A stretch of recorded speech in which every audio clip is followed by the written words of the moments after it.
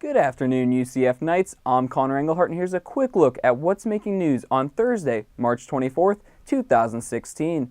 The student government elections are coming up next week, and on Tuesday, we reported that Jake Millick and Elaine Sarlo's campaign was suspended. The nominees appealed the suspension, but Millick tells us that the appeal was denied by SGA. He now plans to sue SGA, who have declined to comment on the situation. But the SGA debate still took place last night. Nightly News was there to see how everything unfolded. Then when it comes to the Airmark deal, that is a great deal. It's going to increase their employment, which is currently at 300 students to 700 students.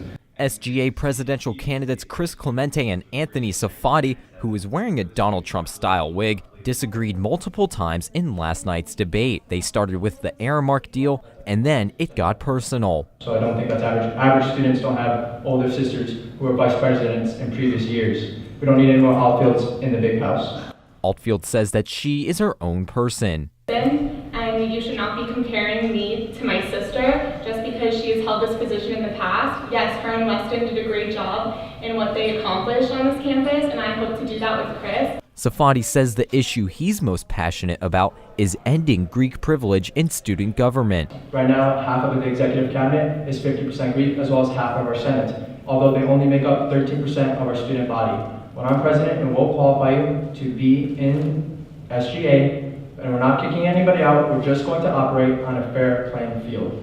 While Clemente is focused on another issue. Rachel and I are definitely most passionate about safety and transparency, specifically our plans to partner with Uber. The University of Florida created a great relationship with them to increase student safety, not only on campus, but off campus as well, getting students those discounted rates. Election Commissioner Whitney Barnes moderated the debate, and she thought it gave students a better understanding of the candidates. The students get the information right before the voting process. I want them to know these are your 2 tickets, here is the information they're displaying, so that they can make an informed vote, and I think that's what we accomplished here today at the debate. The debate was slated for 2 hours, but Barnes says it only lasted 45 minutes because the nominees didn't take the full time to answer questions. Reporting in Orlando, Troy Kless, UCF Nightly News. Chris and Rachel told us that they have a hearing over campaign violations on Friday. SGA declined to comment. Ahead of next week's elections, Nightly News took a closer look at the candidates. I'm definitely a professional Netflix watcher. At least I pride myself in that. Reading, I love running as much as I can. Probably don't do it as much as I should though, but Netflix and reading, definitely. I'm gonna go along with Chris and say Netflix. I'm the typical college student that can use a good Netflix night, but I also just like to be with my friends and family as much as I can. My fondest memory here at UCF was throwing the homecoming ducks during Spirit Splash this year. I'll never forget being a freshman and going to Spirit Splash, coming so close to actually catching a duck, unfortunately missing it, but then this year I was able to help homecoming put on the event. And being able to throw out ducks to students and, you know, kind of run up to just a random student and say, hey, here's a duck. That's definitely something I'll never forget, being able to contribute in such a simple way and give someone that positive memory about homecoming and this university as a whole. For me, it'll definitely be my fondest memory is Nighthon. For the last 3 years, this will be my 3rd year participating. Just seeing the whole entire campus come together as a community and just be part of something so great and give back to so many people that are so in need is just an amazing thing. And I'm running for student body president because this is the only way I feel like I can continue to contribute to the student experience, to enhance everyone's 4 years at this university. For the past 3 years, I've contributed to the university, and now I want to continue to do that. And for me, being part of SGA for the last 2 years, I've already given so much to the university as much as I could, from RSOs to just student leaders around the campus, being part of it and just making a difference to the university that's just helped me so much. I currently am involved with 0 organizations, although I am leading my own medical mission trip. I am backed by nobody. I'm completely funding my campaign, completely self-funded, no special interests and no donors. 100%. I'm part of no organizations. As Anthony said, we are self-funded, we work alone, no one helps us out. It would have to be the day I met Ali. I knew It was vice president at first sight. Ali?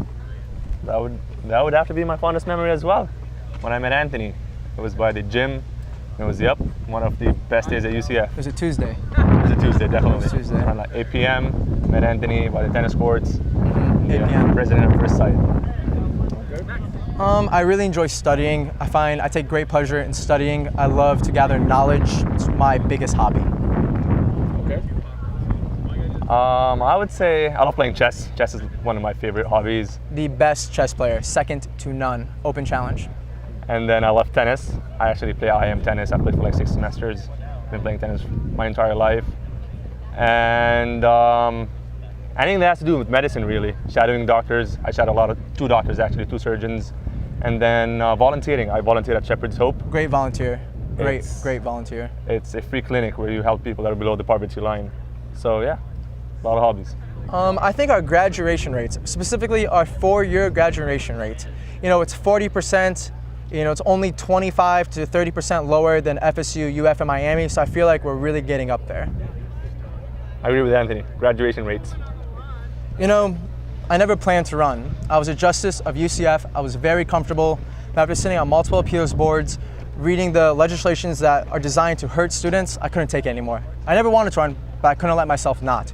We have to fix our university, and we have to make UCF great again.